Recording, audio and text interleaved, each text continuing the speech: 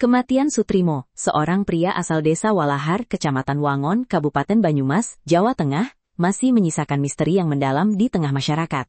Peristiwa ini mendadak menjadi sorotan nasional karena latar belakang almarhum yang dikabarkan menjabat sebagai Kepala Rumah Tangga atau Karungga di kediaman mantan Jaksa Agung Muda Tindak Pidana Khusus Kejaksaan Agung, Febri Adriansyah.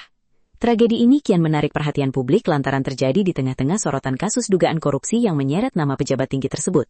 Sutrimo ditemukan tak bernyawa pada Kamis 23 Juli 2026 sekitar pukul 9 pagi, dengan kondisi yang mengundang tanda tanya besar setelah ditemukan tergeletak tak sadarkan diri di depan sebuah klinik kecantikan di kawasan elit Kebayoran Baru, Jakarta Selatan.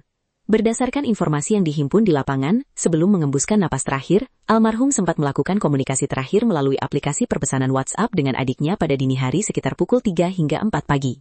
Dalam percakapan tersebut, Sutrimo sempat mengirimkan gambar usai makan. Tetangga korban menyebutkan bahwa pihak keluarga sempat menduga almarhum mengalami serangan angin duduk. Namun situasi berubah kritis ketika Sutrimo ditemukan tak sadarkan diri di depan Modern Estetik Klinik Kebayoran Baru, dengan mulut mengeluarkan busa. Korban segera dilarikan oleh pihak berwenang ke Rumah Sakit Muhammadiyah Taman Puling guna mendapatkan pertolongan darurat. Sayangnya, takdir berkata lain, nyawa Sutrimo tidak berhasil diselamatkan. Meski peristiwa tersebut terjadi pada hari Kamis, berita kematian almarhum baru mendadak viral dan ramai beredar luas melalui pesan berantai serta media sosial 3 hari kemudian, tepatnya pada Minggu 26 Juli 2026. Jenazah almarhum Sutrimo kemudian dipulangkan ke kampung halamannya di Banyumas dan tiba pada Kamis malam untuk langsung dimakamkan secara layak oleh pihak keluarga. Di tengah berbagai spekulasi liar yang berkembang di tengah masyarakat dan media sosial, pihak keluarga memilih untuk bersikap tegar. Saat ditemui di kediamannya di Desa Walahar, perwakilan keluarga yang beranak Ardi menyampaikan bahwa pihak keluarga telah berlapang dada dan mengikhlaskan kepergian almarhum secara lahir batin. Ardi juga menegaskan bahwa keluarga tidak memiliki niat sedikit pun untuk memperpanjang masalah ini atau menempuh jalur hukum. Ibu almarhum sendiri belum dapat menemui awak media karena sedang dalam kondisi sakit dan terguncang, sehingga keluarga memohon agar privasi mereka dihormati dan tidak ada lagi polemik berkepanjangan terkait musibah ini. Kendati pihak keluarga telah menyatakan keikhlasan dan enggan melapor, misteri di balik kematian Sutrimo tidak serta-merta berhenti di ruang duka. Aparat penegak hukum memandang ada sejumlah kejanggalan dalam insiden tragis ini. Saat ini, jajaran Polda Metro Jaya tetap bergerak aktif melakukan penyelidikan mendalam guna menguak tabir di balik kematian yang dinilai tidak wajar tersebut. Mengingat posisi strategis korban serta konteks waktu kejadian yang beririsan dengan kasus hukum berskala besar, polisi terus mengumpulkan alat bukti, memeriksa tempat kejadian perkara, serta menelusuri rekam jejak aktivitas terakhir almarhum. Publik kini menantikan langkah transparan dari kepolisian untuk menjawab berbagai spekulasi dan memastikan kebenaran di balik kematian Sutrimo. Jenazah Sutrimo sudah dimakamkan di kampung halamannya, Desa Wilahar, Kecamatan Wangon, Kabupaten Banyumas, Jawa Tengah.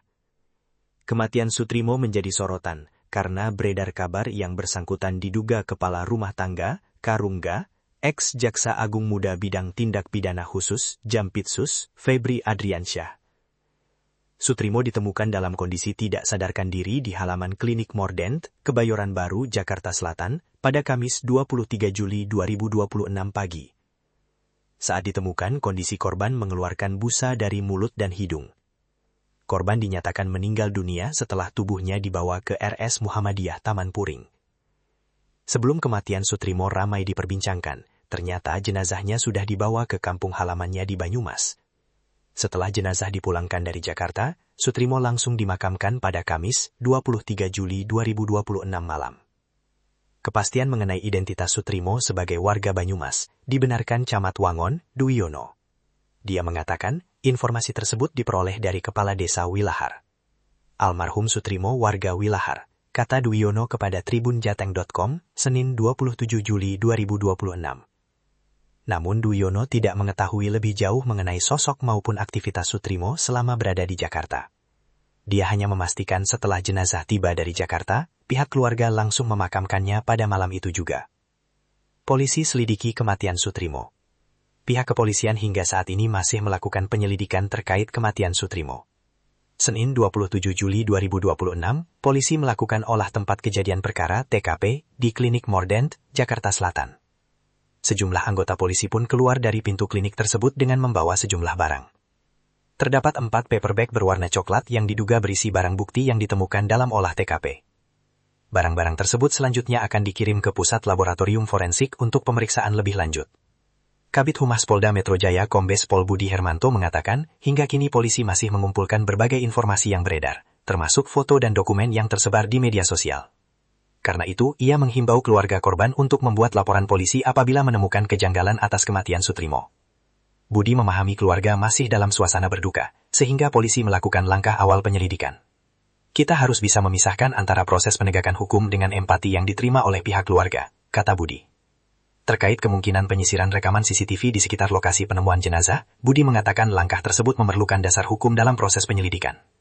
CCTV kalau kita melakukan penyisiran dan segala macam, itu harus ada legalitas, ucapnya. Kemungkinan dilakukan ekshumasi.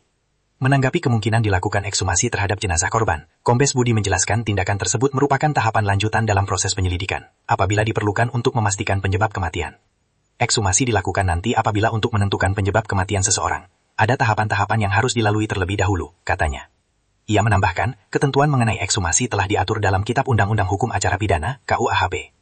Dalam kondisi tertentu, tindakan tersebut dapat dilakukan untuk mengungkap apakah kematian seseorang tergolong wajar atau tidak wajar.